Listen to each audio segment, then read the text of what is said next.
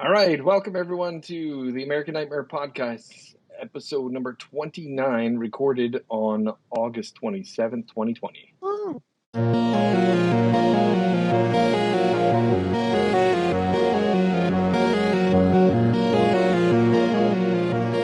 All right, let us get started with horror news. Isn't it all horror these days?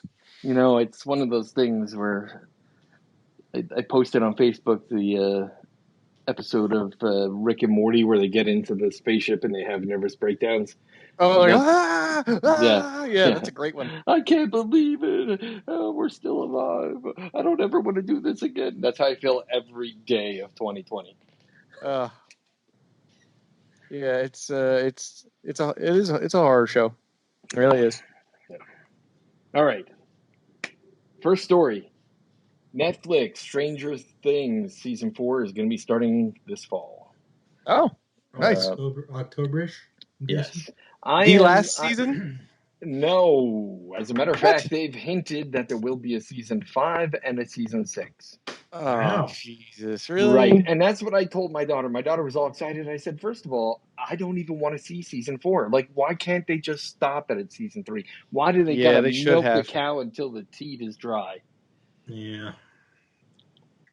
Yeah. It's upsetting. These kids are going to be wearing those like 70s style like gym shorts. Like no, they film them back to back to back to back to back. Yeah, I hope so. Yeah. All right. Netflix has announced another new show called Project Power. It's kind of a mix of sci-fi, comic book, and horror. Really, the underlying story here is that there is a drug on the street where you can take this pill and it will give you superpowers for 5 minutes. Oh, just 5 minutes. Yes, but the superpowers are unknown. They're determined by your DNA, and some of them just kill you instantly. Oh, wow. Oh, damn.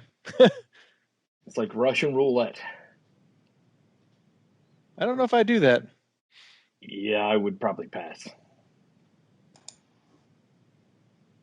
All right. Mike Flanagan has been teasing a new series on Netflix called Midnight Mass.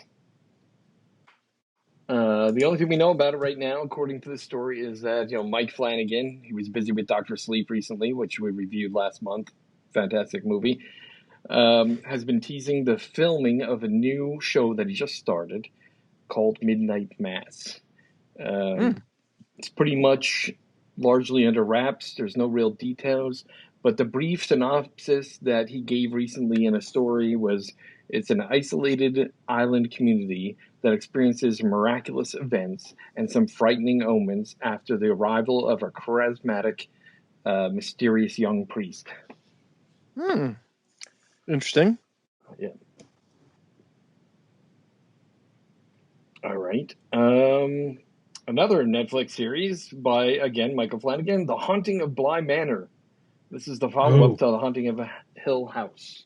Oh, yeah. They finally have a release date for that? Yes, they do. They are saying this is going to be, let me see if I can find the release date here. I don't see it.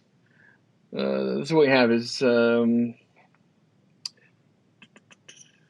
this is going to be on Netflix probably this fall. There is a poster and a couple screenshots that Mike Flanagan has posted to his Twitter and Instagram accounts showing that they have rehired some of the actors from The Haunting of Hill House. Oh, yeah? Okay. Yeah, so this should be interesting. Maybe the people who posed as ghosts. Yeah. Well, I kind of figured, how are they going to make it into a second season of that? And, of course, that's not what's happening. It's more like a American Horror Story type anthology series. Yep. Okay. John Carpenter has recently teased that he's working with Blumhouse on the early stages of developing a reboot of The Thing. Oh, yeah? Yeah. Another one? Yeah. So John Carpenter basically said, you know what? He had the opportunity to redo The Thing with some new scripts, some new special effects.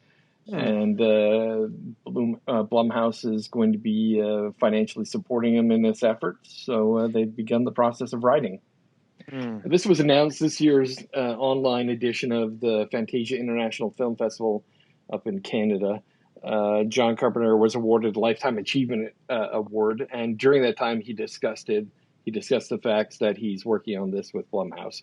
He said he had a direct conversation with Jason Blum, who's going to help produce this directly. You know, I'm not one of those dudes who like poo-poos remakes, because I'm willing to give everything a chance. There's been some really good remakes of classics, and then there's been some bad ones. But Black Christmas that Blumhouse did still sits bad in my mouth. Yes. So The Thing is one of my probably top 10 all time. I'm optimistic but hesitant to be excited. I feel the same, but I was pleasantly surprised by the last movie that turned out to be a prequel. Yeah. I didn't like good. The CGI effects. No. But the movie was largely very good. Yeah, I agree. Did you just hear that, Chris? Yeah, I was like, whoa, that's crazy. There's a big strike of lightning there, Sal. Yeah, it was weird because I heard it in the headset, besides hearing it out my window. Yeah. Yeah, it's funny. I miss thunderstorms. Haven't had one in over a year because here they don't really have that many in Southern California. No. Are you getting a lot of smoke? No, I can see smoke from my apartment looking north, but it's not blowing. It's not blowing in this direction, and that's the fire that is just north of Los Angeles. Yeah. I'm not seeing, the big fires, which are in Northern California, are pretty far away. Okay. I know it's a big state, but I wasn't sure. I know that some of the smoke is drifting over into other states and causing some problems. But yeah, it's blowing over east. They're getting a lot of smoke not over for them. There. Yeah. Trivia Pursuit has announced the Horror Ultimate Edition. Now, in 2018, I saw that. Trivia Pursuit did release a horror version, but this year they released the Ultimate Edition that has some game pieces in it that are horror themed, along with a whole lot more questions. It's only $45 too. I thought it would be more. Yeah, it looks pretty nice. It's a nice collector's edition. Yeah, I thought it looked good too. The only thing is, I would be able to play with you guys probably, but other than that, there's not anybody that I know that you knows would win enough all the time. Yeah, we could play it on Zoom or something. Be boring winning all the time, right? Yeah, that's the only thing. It looks great, and I'd love to get it, but it's going to sit in my closet. Yep. You can play with me, I guess. Yeah, I don't think the wife and kids would want to sit down with me and play that. Right. Besides, you'd wind up crushing everybody, and nobody would have the answers. Stranger Things, the drive-into experience, is going to be running through LA October through December. You going to go to it? I got my tickets, yes. Nice. Friday, December 11th at 7:45 p.m. is my time slot. It's going to be a little event here. It looks a concept that lets you drive into the world of Hawkins and unlock the secrets of the Upside Down. It's going to run through starting October 27th straight through to the end of December. The duration is about an hour long, and it's going to be located in central downtown Los Angeles. You have to be age 13 or older.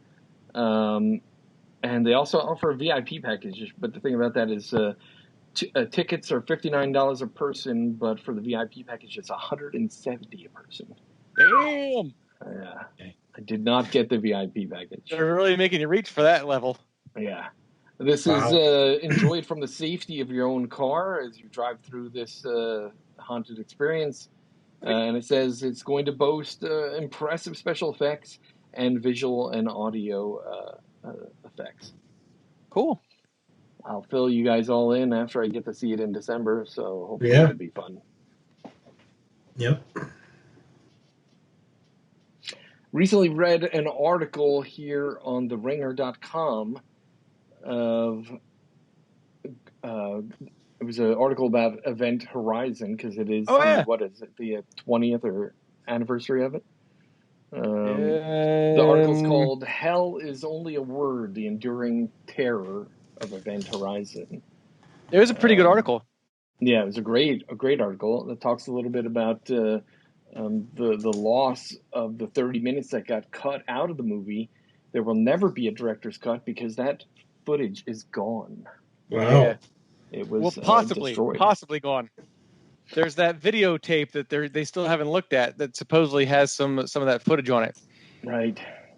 It's sad because basically what happened is there's about 30 minutes of extreme violence that they had to cut out because it was a little over the top, according to the review board that was reviewing it to give the R rating. Yeah, one of the cool things they said in that article too is the commotion about the Titanic that caused them to have to rush the editing process. It made him cut a bunch of stuff out that he probably wouldn't have, but because the studio was so involved in that movie, they didn't realize they were thinking it was like Star Trek, but just a bit scarier. Yeah, and they snuck that whole hell orgy scene through them without them having any problems with it. Yeah, it's a fantastic movie, and I will say that it's definitely something that I have pre-ordered the collector's edition at Scream Factory, so I'm just waiting for them to release it, and I think it's supposed to be in the next few months or so. We talked about it, I think, on the last episode, the fact that Scream Factory has that special edition coming out. It would have been great if it were the director's cut, but like that article mentioned, that's not really a possibility. Speaking of Scream Factory and Shout Factory, so Scream Factory, aka Shout Factory, has announced that there's a Friday the 13th Deluxe Collection Definitive. This is a collection of 16 discs, 12 movies in a very big collector's case, a very rigid slip case that you can slide each of the discs into. It comes with a bunch of extra features. There's like a limited edition poster. There's some limited edition behind the scenes DVDs. They've also remastered the first two movies in 4K. And some of the later movies, unfortunately, they didn't have original analog films anymore because of the fire that took out some of the films in storage here in California. But they did manage to do 2K scans of digital versions that they've had. Oh, cool. It's a very big collection. I think it's selling for like $200 or so. Damn. But I will say this, it looks impressive. So if you're a big fan of Friday the 13th, $159.98 it looks like. It's going to ship October 13th. 12 movies, 16 discs. Damn, that's a lot of extra stuff. Yeah, it looks like the definitive guide is gone. The one with the poster and the lithograph is sold out. But you can still get the one with the special case. It looks like it comes with a lot of things. 4K scans of the original negatives for the first 4 movies. And then the following ones are 2K scans. There's audio commentary. There's some behind the scenes, some cut footage. Looks like the TV ads, radio ads, theatrical trailers are all collected on there. All in Blu-ray, all in glorious high definition. It really looks like if you're a big fan of the Friday the 13th movies, this is a collection you're going to want. And we're not getting paid by them to put that out there. No, not at all. We're just at least I don't think we are. I wish we were. Let's see. If we get enough listeners, I'll start reaching out to companies and try and get it. There you go. It's going to be a while because we're up to today we had 16 downloads of episodes, so we're not doing horrible. Yeah? Nice. Yeah. There is a new series coming out on HBO Max September 3rd called Raised by Wolves. I posted a trailer here on the website, so be sure to check that out. But basically, let's do the little summary here. His mother was programmed to protect everyone after Earth had been destroyed. When the big bad wolf shows up, she's the one we must trust. This is produced by Ridley Scott. It is a sci-fi horror movie that looks really impressive. Yeah. I haven't seen anything of it. I'll have to check the trailer out. Yeah, the first 2 episodes are directed by Ridley Scott, and also the final episode of the season will be directed by Ridley Scott. It looks really good. The trailer simply of like a robot raising children, and then basically humans come to try and take the children away from the robot, and a whole war kind of breaks out. Sweet. Raised by Wolves. HBO Max. HBO Max is really cranking out some really great series. So I'm excited for this one. Cool. This December will premiere the new Stand miniseries by Stephen King's book, The Stand. It will be on CBS All Access only. It will premiere December 17th. I'm not happy about it being on CBS All Access. I'm starting to get irritated by all the digital services I need to sign up to now to get all the things I want. So maybe I'll have to find some way to get this without paying for it. Yeah. At some point, I mean, they eventually like move that shit around, you know, like after I might not be able to see it when it's brand new, but like in a year or two, it'll be on some other service that I can watch it for free. Yeah. And if I remember correctly, the original Stand series was on CBS, right? It's been so long, but I think you're right. Yeah. Yeah. And it didn't hold up. Like it did not. They hold cut up. the shit out of it. I mean, it's hard to it's hard to make that book into, you know, anything unless you really like Netflix or like Hulu, or I guess maybe even the CBS Access now, because TV doesn't follow that same structure anymore. Yeah. You know, you could do it on one of those streaming services and not have to worry about when the next season of like football comes and you can't show shows on Sunday nights because, you know, it's football season, or you know what I mean? Like you could just keep playing them. So my question is, CBS All Access, are they rated R content or no? Because here's the thing, The Stand is such a great book. Yeah. I really want to see a great adaptation of it, but how can you if it's not rated R? Yeah. I don't know. It's a good question. I mean, it's called All Access, so I mean, you know, it's a paid service. Yeah.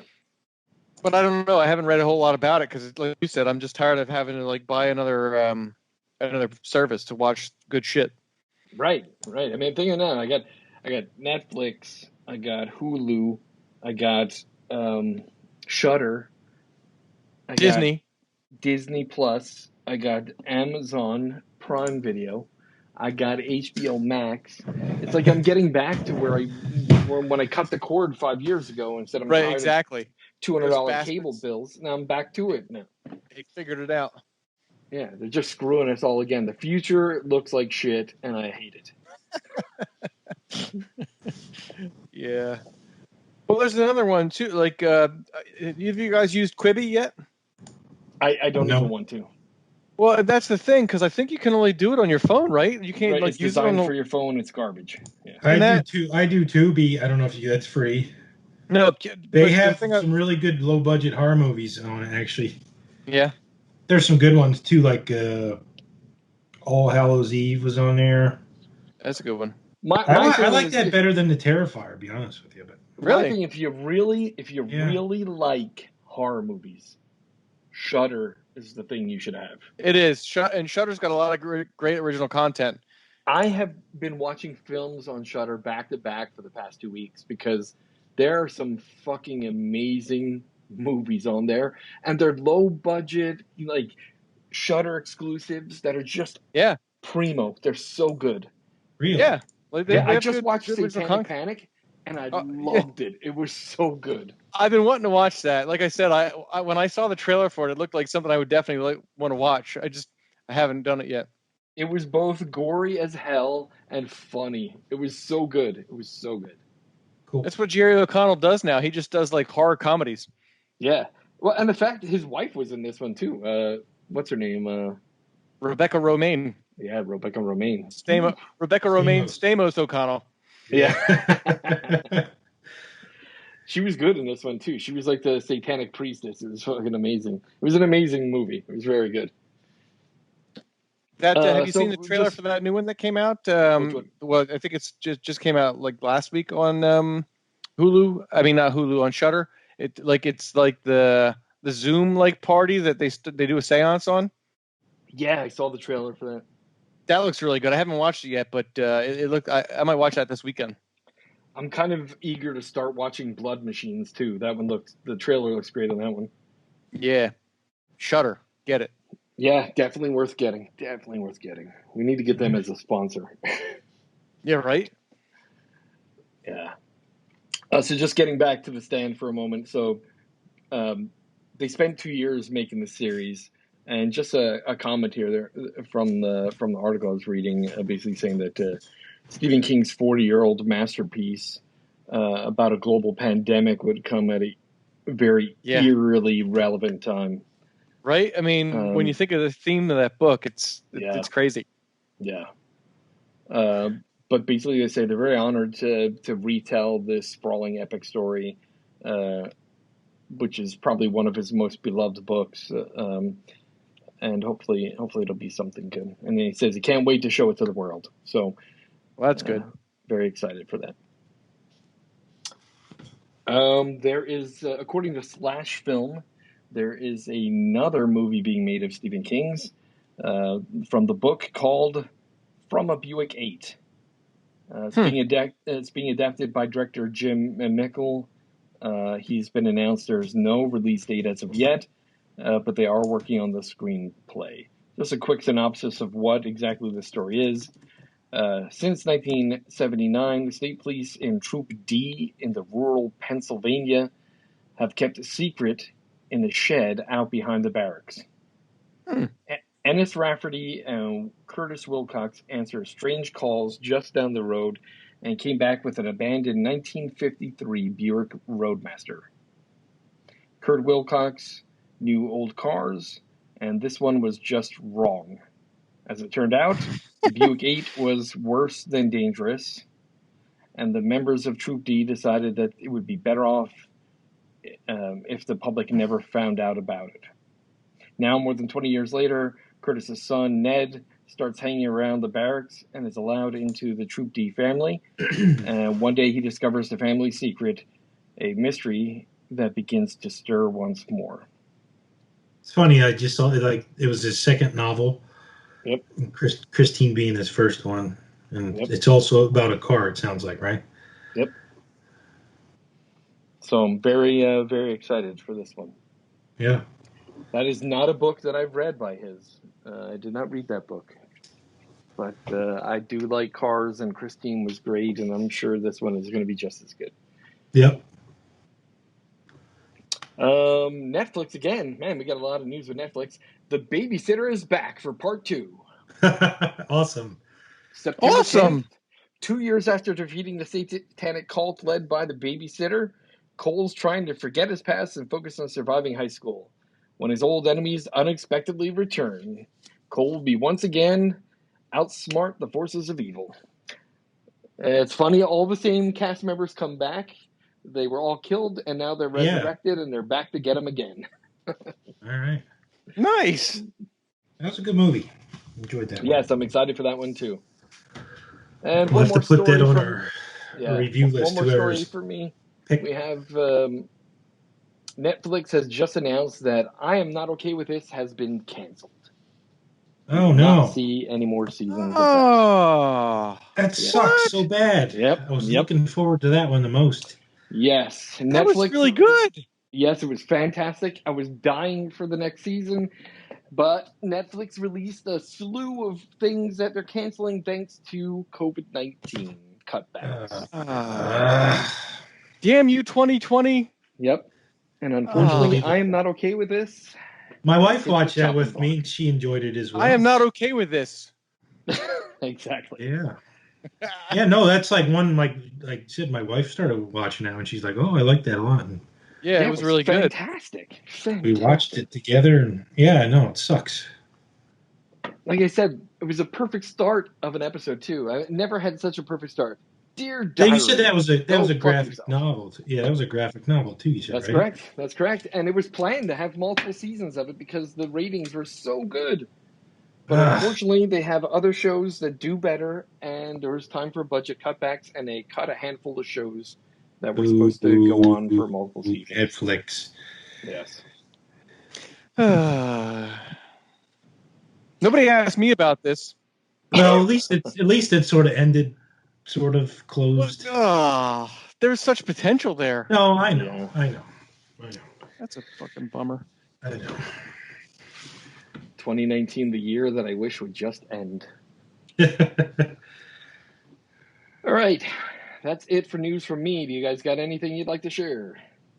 No. Did you hear anything about that one BR on Netflix? I think that's sort of a horror too, isn't it? I don't know. What's it called? I think it was called One BR. I think I saw. I don't know.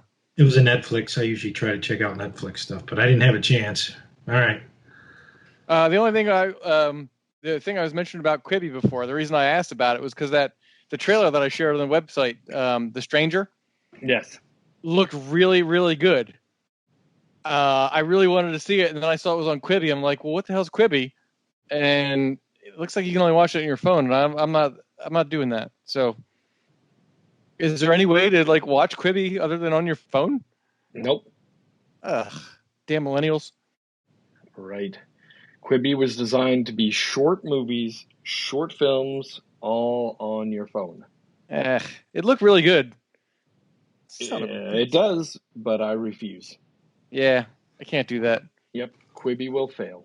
And there's my already magnifying multiple glass. articles about how poorly it's doing. So Yeah, I mean, yeah, because those people don't have that kind of money yet.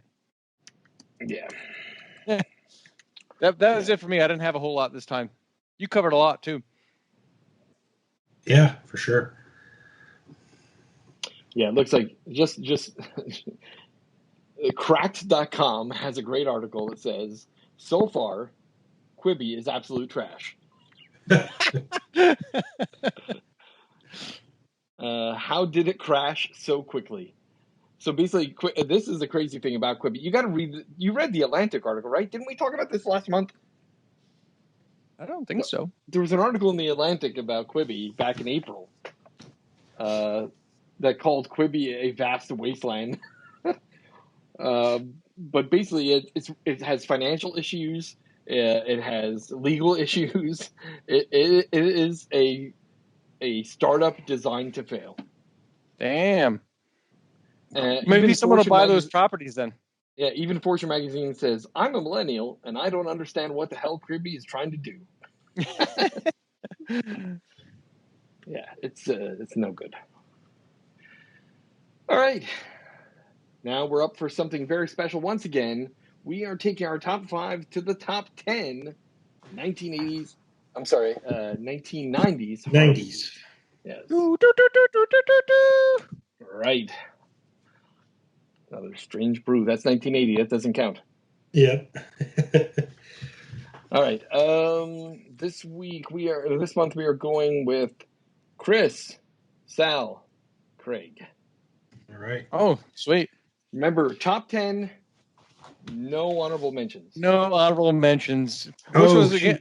Okay. Again, it was tough because the 90s had a lot. I think the opposite. I think the 90s was terrible. Really? Yeah. I could have done 5 on it. Yeah, I could have done. Oh, wow. Wow. All right, then. I had a difficult time. Yeah, there's too many movies that had 4, 5, and 6 behind them. It's just I don't know. I thought the 90s was a bad decade. No, I thought there were a lot of great originals. Well, let's get kicked off on this list. We'll start with Chris. There are some, yes. All right. We'll see what we run into here. Yes. My number 10, Needful Things, Stephen King adaptation. Great cast. One of my favorite Stephen King books. And I loved Max von Sydow as the storekeeper. Yeah. It was really good. Like it was a good movie. Like I know. I read the book as well, and Max von. It's what I sort of visualized the storekeeper. Yes. Between him and the guy from Something Wicked This Way Comes. You know what I mean? That's sort of the picture. And I like the concept of people doing horrible things to each other to get what they want. Now, why did that movie? I'm trying to think. what year was Something Wicked This Way Comes? It should have made one of my 1982. Should have made my 80s. I don't know how Disney owns the rights to it. Yeah, but that's certainly it would have been probably close to the top for me for Never the released on Blu-ray, limited edition DVD, and it's and difficult to tell to such an find because awesome I've been movie. trying to find it. Such Yeah. an awesome movie. Yep. All Sorry. right. No, it's all right. It's cool. My number 9 is Tales from the Crypt, Demon Knight. Ooh, that's a good one. Billy Zane in that movie Dennis Miller was too, or was Dennis Miller in that one? no, he was in. So Tales from the Crypt had like I think 3 Yeah, movies that came Bordello out. Blood. Okay, Yeah, that was the one with Dennis Miller, and it was a big drop from the quality of this one. I thought it was okay, but the practical effects in this one were awesome. Again, Billy Zane is like the head demon guy. It was a great movie. Yeah.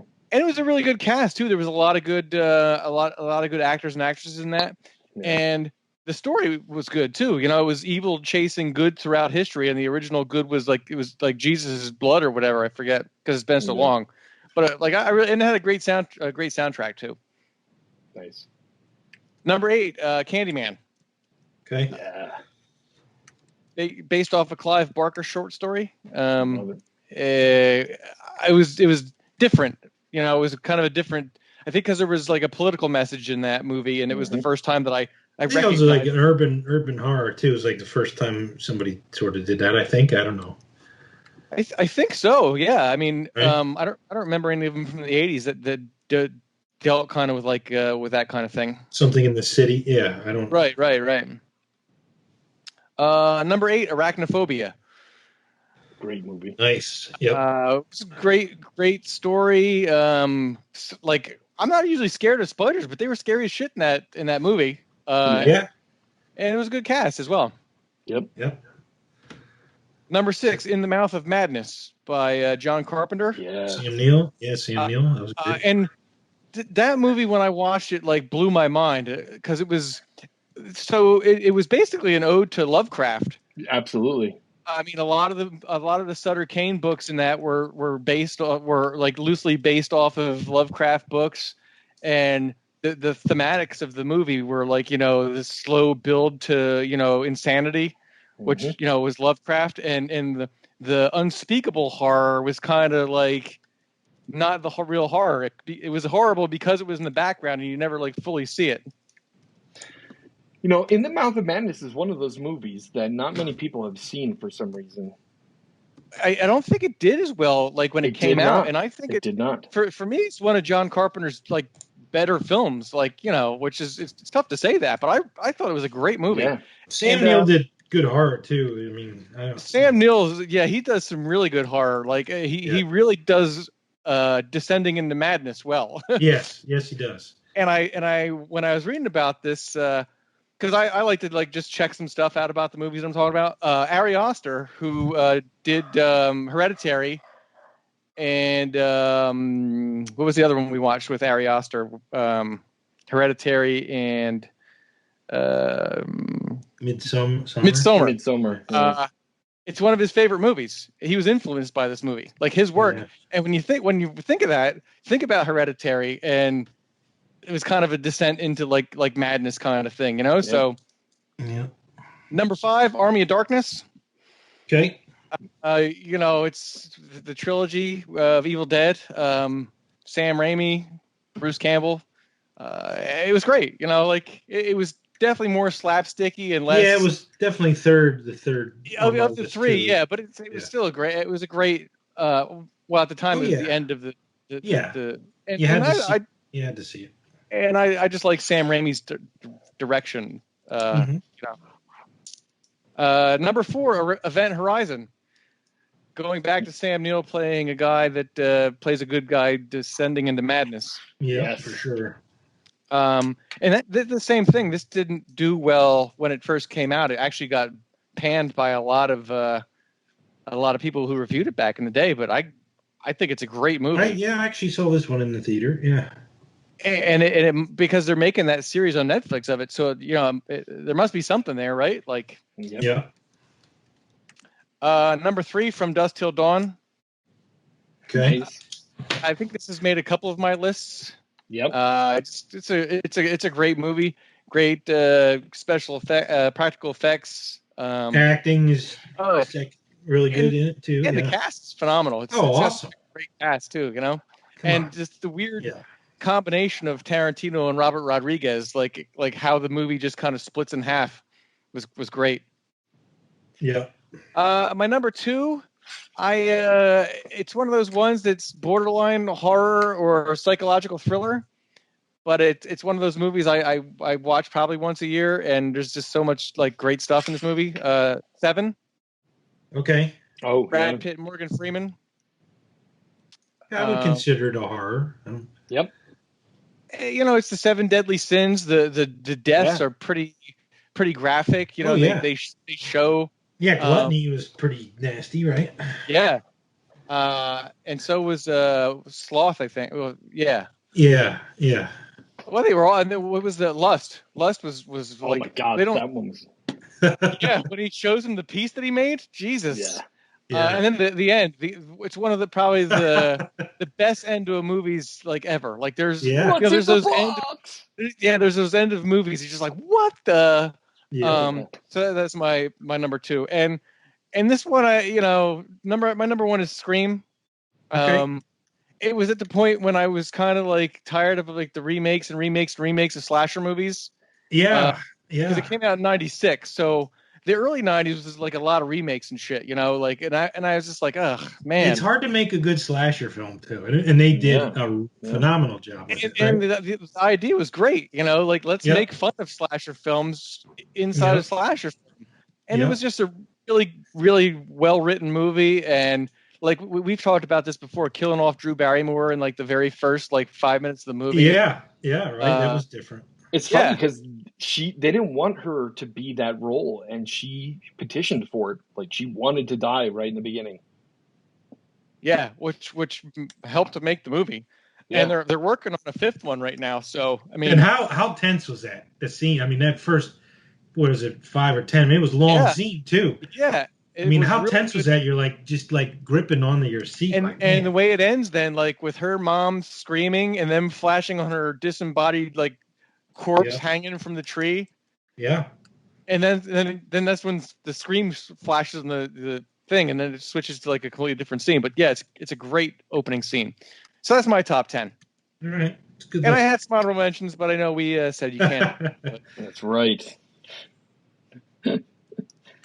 All right, very good. Let me give you my list. All right, my number 10 is In the Mouth of Madness. Oddly enough, I just got that collector's edition on Blu-ray. Came in the mail last Friday. Awesome. From Shout Factory. And it's one of those movies that I was telling my daughter how much I loved it back in the 90s, and I couldn't find it on any of these goddamn streaming services that I fucking pay for. Yeah, so right.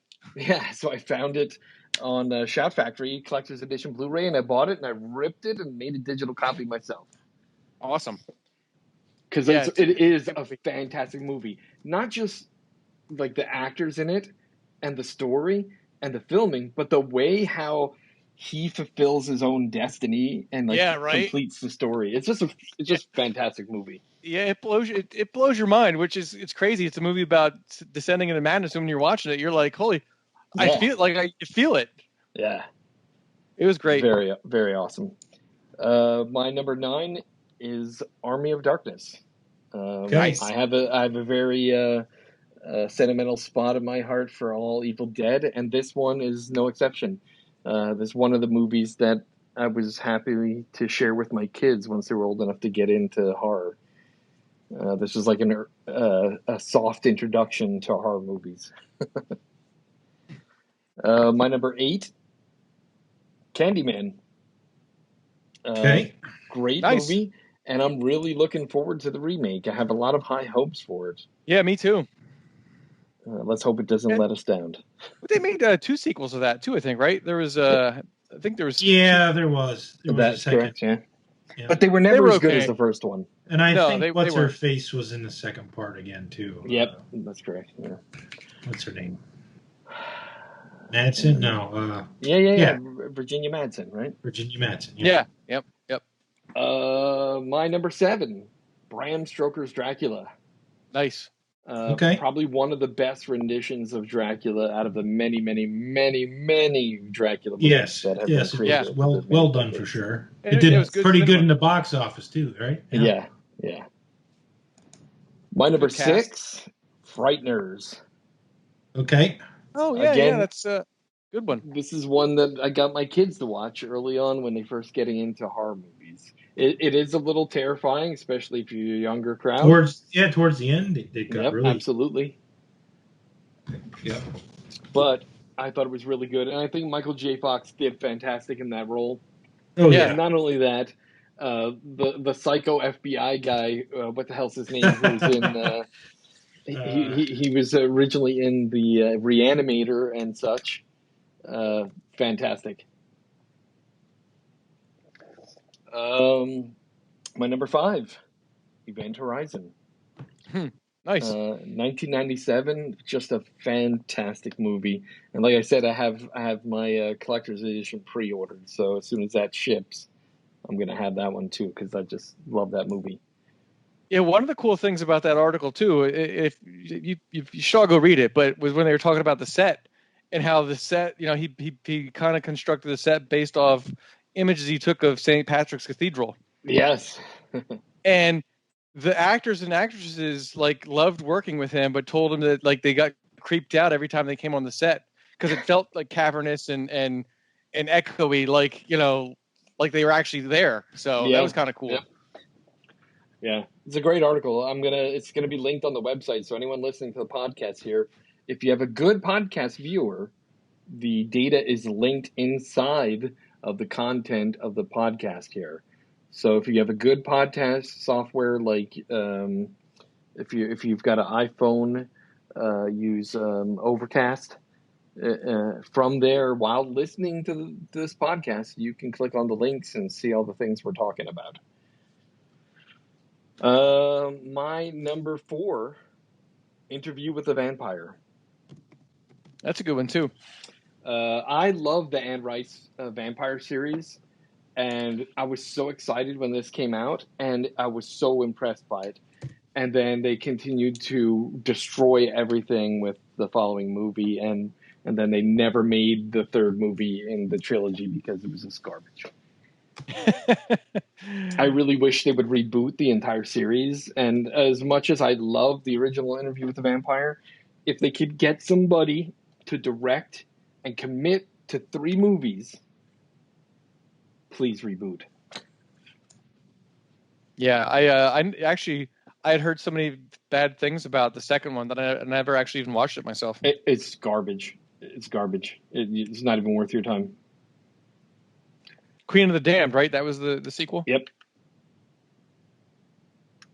All right. My number 3, Night of the Living Dead, 1990 remake by Tom Savini.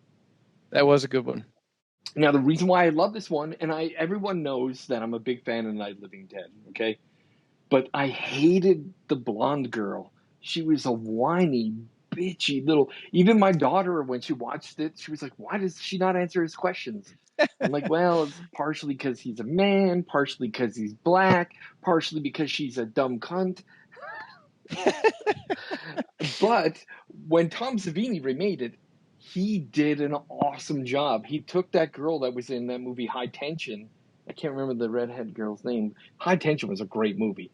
But they took her and put her in that role and made her a strong female lead. Like, she started out just like the Yeah, first she was girl, like kind of short whiny, hair. bitchy. She had like Yep, short hair, right? short Yeah. red hair. Yep, and then she kind of just like became the leader of the pack. Like, she didn't have a problem handling a gun, didn't have a problem nailing up the doors. He did such a great job in taking really the whole movie scene for scene and rebuilding it with her as a better character and the special effects ever so slightly better. Yeah. It was a great remake, and that's why it's my number 3. My number 2, From Dusk Till Dawn. Tony Todd was in that one too, right? The remake. That's right. That's correct. Okay. My number 2 is From From Dusk Dusk Till Till Dawn. Dawn. Nice. Again, great movie. Surprise twist in the movie. Yeah. And the fact that it starts out with this great Quentin Tarantino character. The Quentin Tarantino movies are great. I recently saw this meme that somebody posted that had Quentin Tarantino with an interviewer, and the interviewer saying, "Oh my God, Kill Bill is such a violent movie. I can't believe it." And then Quentin Tarantino says, "Yeah, it's a Tarantino movie. You don't go to a Metallica concert Yeah, right? and ask them to turn it fucking down." And I'm like, you know what? That's perfect. Yeah. The opening scene of that movie is great too. The back and forth between the guy behind the register and the Texas Ranger. Well, and the great thing about it is Tarantino does this all the time. He does the thing that Alfred Hitchcock used to always talk about. He said, "Look, if you have a movie and a bomb goes off under a table, it's a jump scare. But if you show the audience the bomb under the table with a counter counting down while people are sitting at the table having a conversation, you build massive amounts of tension." And that's what Dust to Dawn was so good at. There were so many scenes where, as the audience viewer, you knew the guy with the gun is under the counter. Right. And having a conversation with the sheriff, and you're thinking, oh my God, if he loses his shit and kills this guy, it's going to be insane. Just the amount of tension that he's capable of building up in that movie is just great. Yeah. And my number one, which has been on almost every list that we've ever done till now, Dead Alive. Yeah, I still haven't seen that movie. Oh, yeah, I have to see it. I can't find it anywhere. As soon as you get off with this, you gotta. I wonder, and I knew you guys were going to have that on your lists. And I was like, I can't put Dead Alive. I've never seen it. Yeah. But yes, I can't find it. I can't find it anywhere. I want to watch it.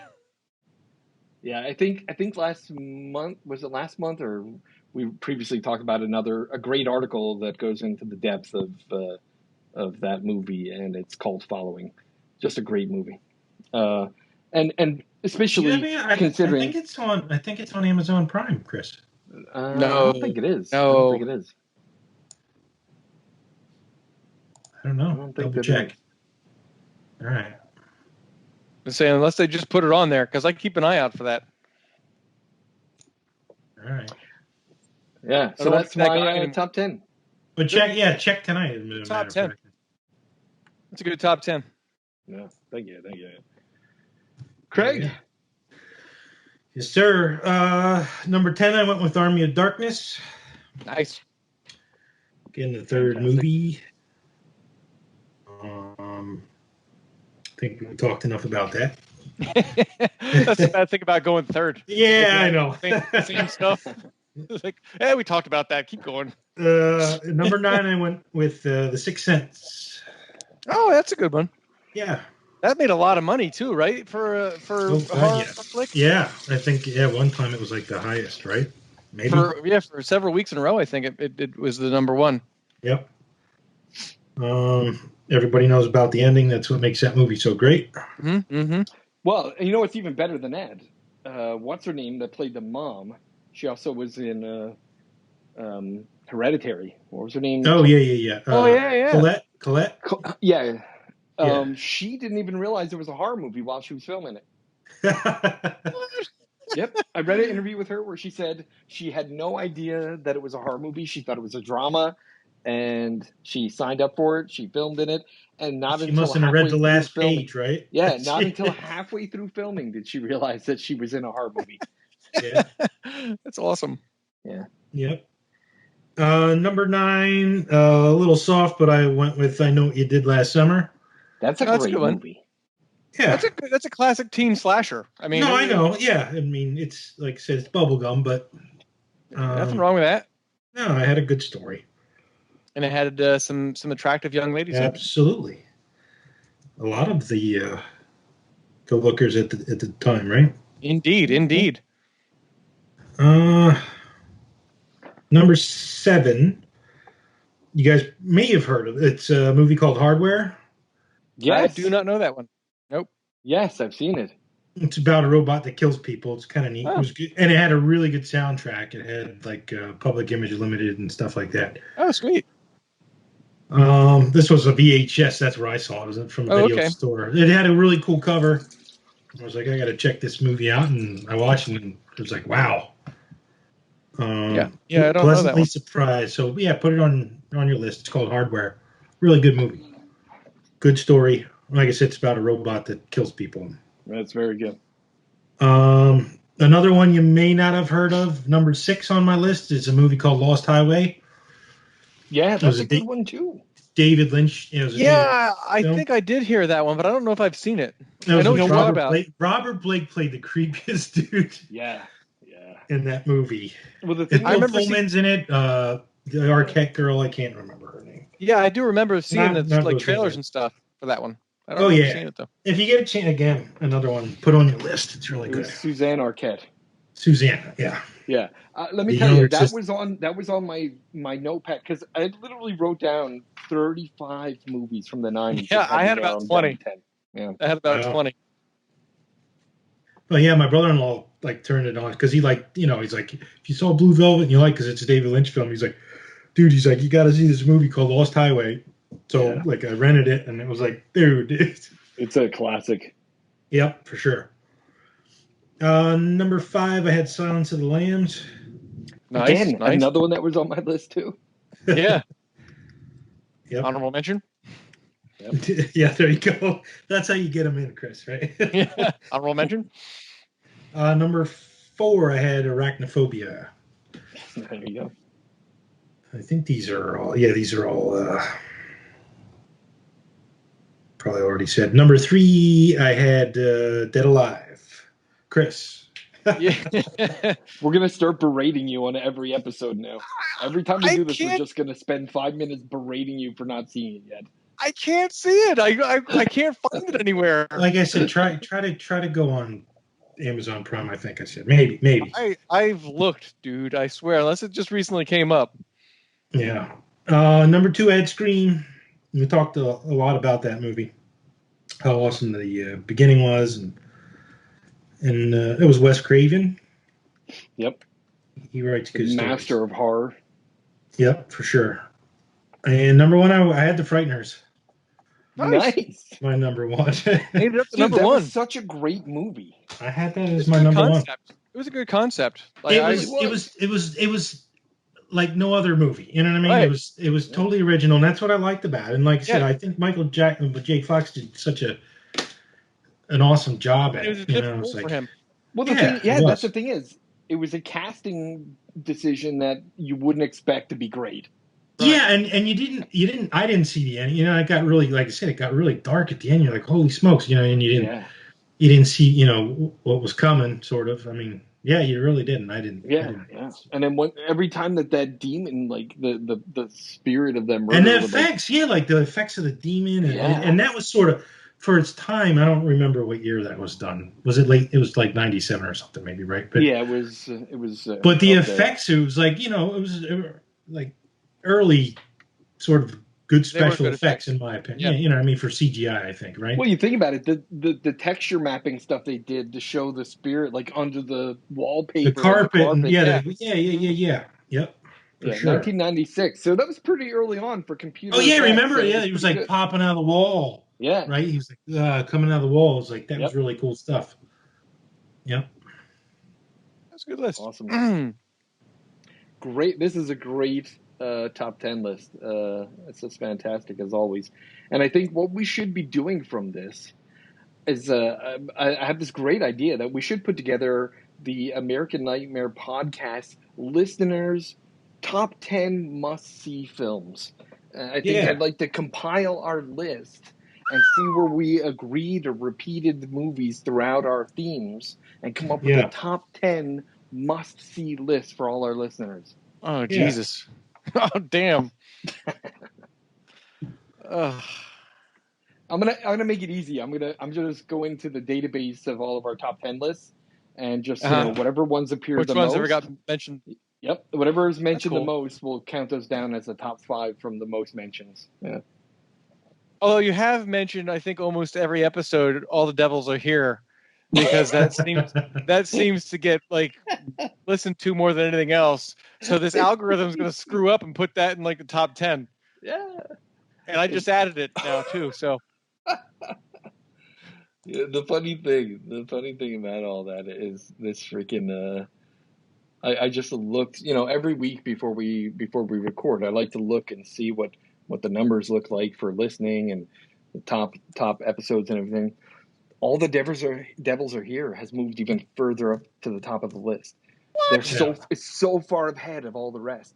Listen, that is bizarre. 225 individual listeners. Wow. This It's dude been must be telling all of downloaded. his friends that his movie's being talked about on a podcast. Right.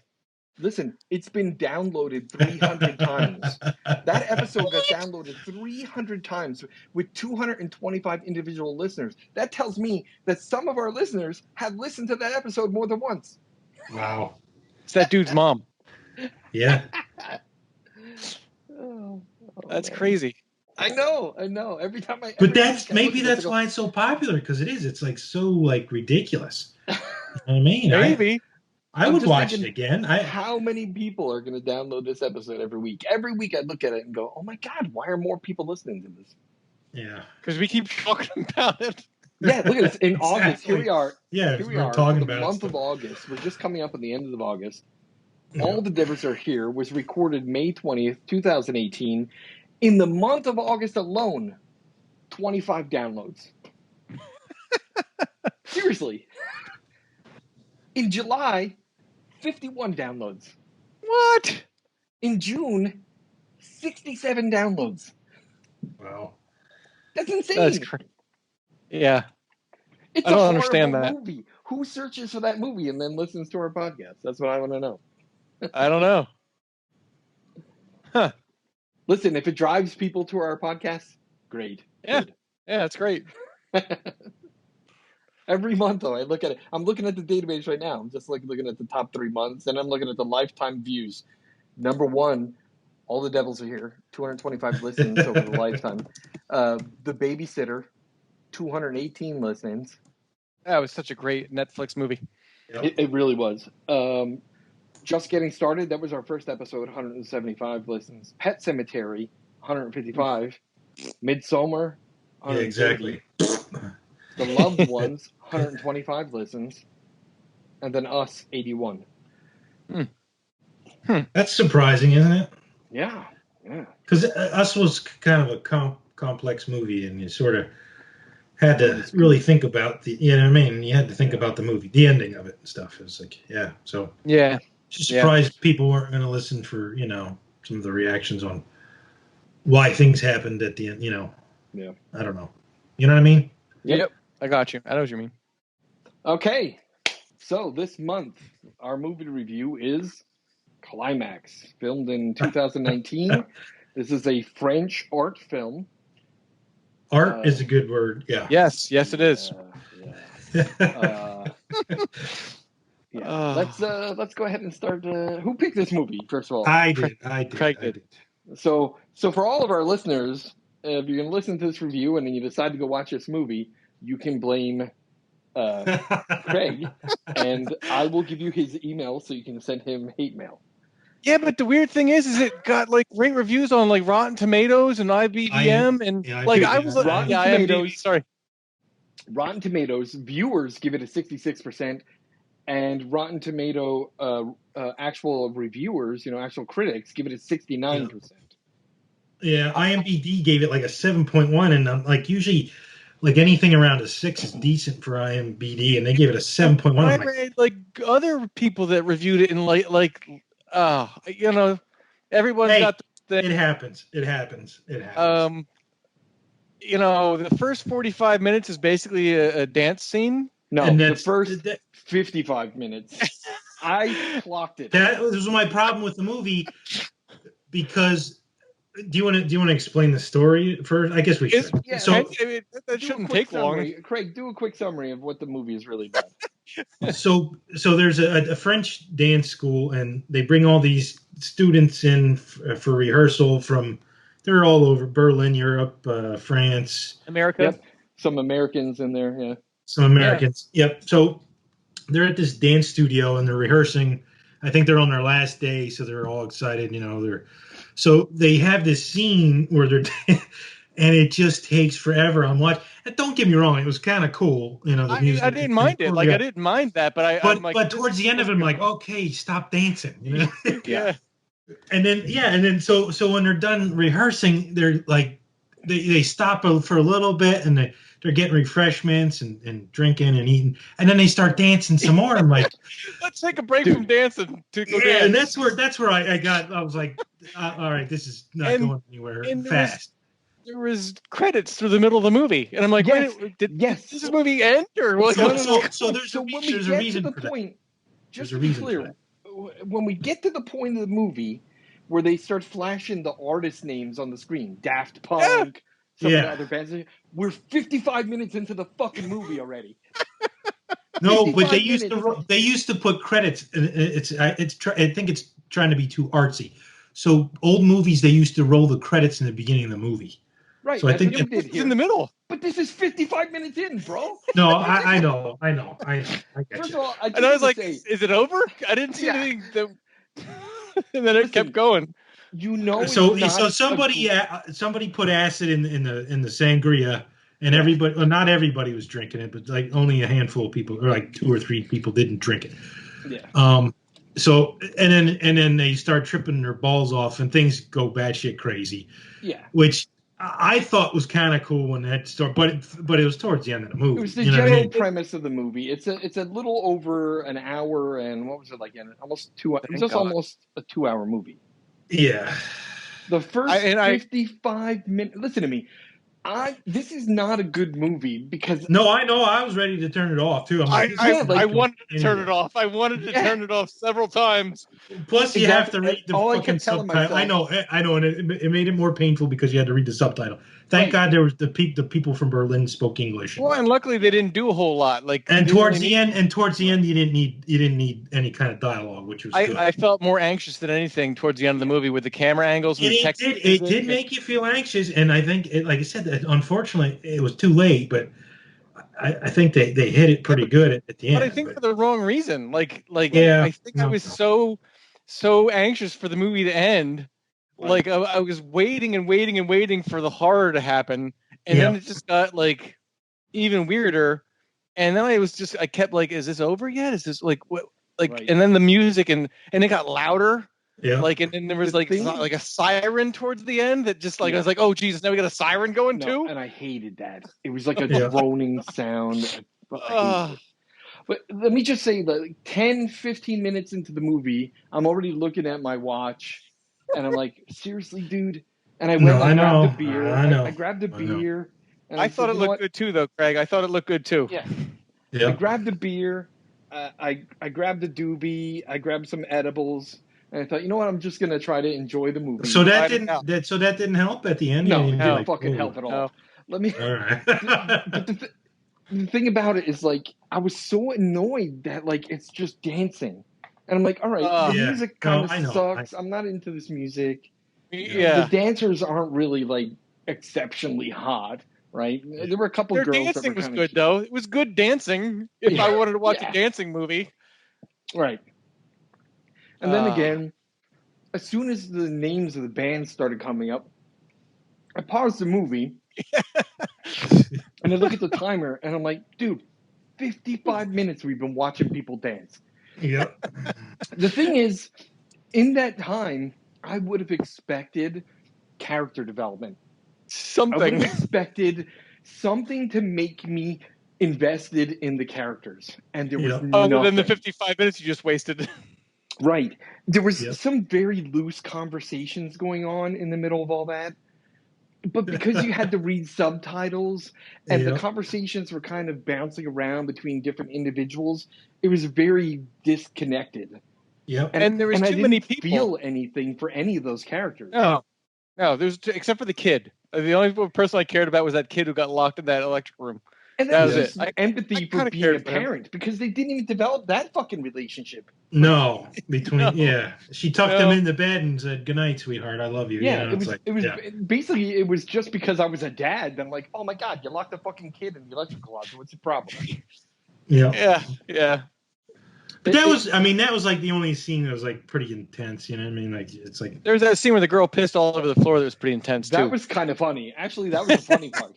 I'm standing there and I'm going, wait a minute, is she pissing on the ground? Because at first it's like a little trickle, and then it's a full blast of piss. Yeah. It is. And people And are she's just standing there looking. going, Yeah. I'm like, oh my god, though, that part. And was the guy entertaining. hammering. I don't know which girl it was, but the guy hammering. Yeah, at the end. Well, that's the thing is, first of all, this is where the movie wins, if you can call it a win, is that you get frustrated with all the dancing, right? It goes on for 55 minutes. Then you see the band names. You're getting this disconnected conversations between everyone. Suddenly they allude to the fact that somebody tainted the punch. And you're not sure at first, like, is it LSD? Is it poison? And then someone says, no, it's LSD. And really, you don't even find out until the end that it's actually LSD. And then you couldn't even really tell who it was that did it. It was that one girl, but I couldn't remember who she was. Yeah, well, she was the blonde at the beginning. She's the one that pissed on the floor. Right. But why did she do it? Because she's a fucking freak. I mean, she basically had a book about LSD. No, if you remember the interview, if you remember the interview, she said she left Berlin because people were doing acid in their eyes. Yeah. But that's what she was doing. Yeah, exactly. At the end, they leave the scene. She's got an LSD book on the bed next to her, and she's putting eye drops of LSD in her eyes. Maybe they made her leave. Maybe she said I left because it was her that was putting it in, so they made her leave. Yeah, I don't know. Whatever. But the thing about it is, like, the only win, like I said, for the film is. So who was out in the snow too? Was that the pregnant girl? No, that was the dude that kicked out. Okay. Remember the scene where there was like a fight and they were. Yeah. So they showed you that. They accused him of doing the LSD, so they made him leave. Right. And then he pushed him out the doors, and then he wound up freezing outside. Because remember, it's winter while this party is going on. No, but there was a girl. Oh, that girl at the beginning. The girl at the beginning who was running through the snow. Yeah. And then it flashed back to like the beginning. Yeah, I don't know. I don't remember who she. I was just so anxious for it to end that Well, that's what I'm trying to get to is with the win, where the only real win in this film is they irritate the fuck out of you. They make you anxious waiting for something to happen. When people do finally start losing their shit and going out of their mind, the camera flips into this mode where it's upside down most of the time. And that creates this sense of anxiety that was irritating. It wasn't like I'm scared. No. It was more of I'm irritated and anxious by you're like turning your head sideways trying to figure out who the people and then the techno music is still going on and that siren goes off. Yes. And then even when the cops arrive at the end and the camera's upside down like the whole fucking time.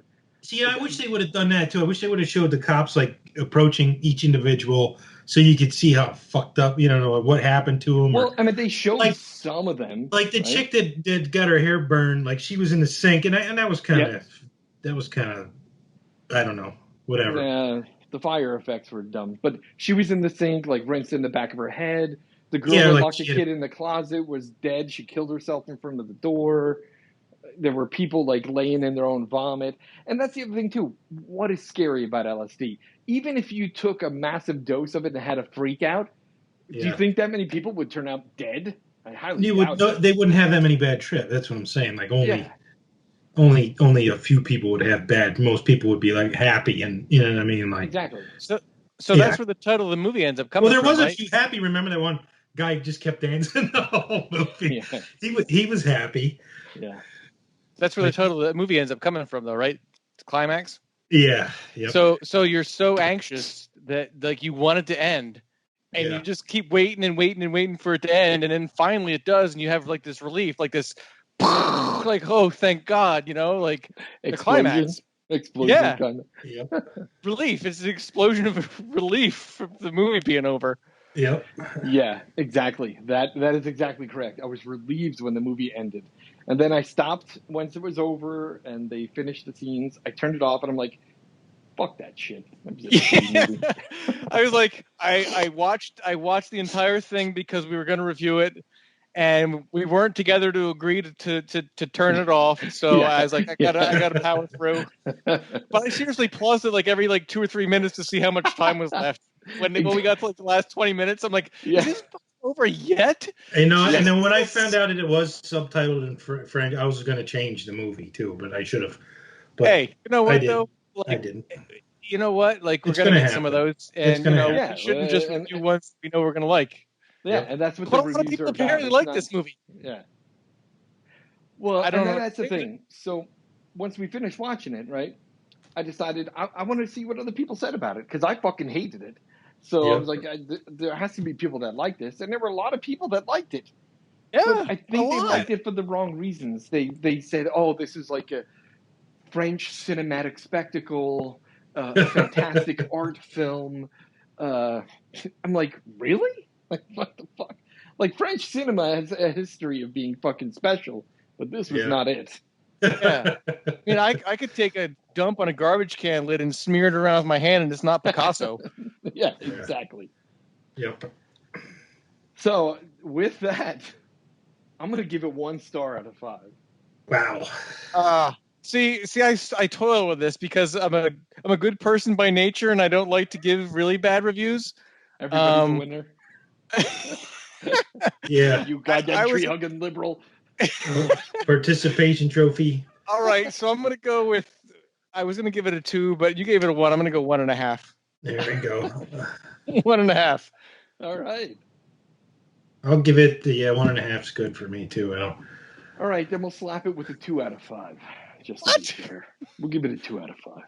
Just to be nice. See, now you're okay. There's nothing fair about. I mean, the people. I mean, there's a fine line between 1.5 and 2. So 2. Your Sal's right. It's like 2. Yeah, right. Two's So easier. 1.5 plus 1.5 plus 1. 2's easy. Yeah, whatever. Just give it 2. Because all right. But here's the way I look at it. If you like cheesy art films. So what did we give the other one that was really bad? All the Devils Are Here. I think we gave that a 2 or Okay. 2.5. Okay. You know I what? believe. Let me open up. I've got the website right here in front of me. That at least had elements of horror, and that black dude was pretty funny. Yeah. They like was in the truck with him. Yeah. We gave that. Oh wow. This is before we started giving ratings, apparently, because we basically said we gave it a review. Okay. Well, we turned it off before it was over. So yeah, we basically reviewed 2 movies during this episode. We did All the Devils Are Here, and we said it was trash, and stopped watching it halfway through, and then we watched A Quiet Place instead. So we reviewed A Quiet Place. So I would say if we turned it off and called it trash, it was probably like a 1 or 2. Yeah. All right. So yeah, I mean, I'm fine with what. Like I said, it doesn't matter. But I thought the trailers looked pretty good too, but I expected those were like it was misleading. Yeah, like sure. I was expecting and I was like, that was the entire movie. And like I said, IMDb, I'm usually pretty loyal to their ratings, and they had a 7.1 on that sucker, and that's pretty high. Yeah, I don't know what happened there. It's not my kind of film. No, not at all. Nope. Well, and like you said, the trailer focused on the dancing very little, but showed some of the more significant freakouts. Yeah. So you kind of felt like, oh, this movie's going to be awesome. It was not. No, it was not. All right, awesome. That's another episode in the bag, ladies and gentlemen. Ka-ching. Well, bags don't make that kind of. We just want to follow up here once again, like we always do, with a little bit of love for the listeners. Love for the listeners. We want to take a moment to thank all of the listeners of the American Nightmare podcast, because we're doing this just for our own entertainment. The fact that you're here along for the ride is fun and great. Yeah. We definitely want more feedback. Again, we're looking for ideas for future movies to review, future top 10 or top 5 lists that you'd like to hear from, and give us some general feedback. Tell us that we suck. Give us some hate mail, whatever. Not too much, though. I'm sensitive. Yeah. Feedback at the-American-Nightmare.com. Also check out our website at the-American-Nightmare.com, or check us out on Facebook. And I believe I just created a new Twitter account for us. Oh, sweet. That is TAN Podcast, at TAN Podcast.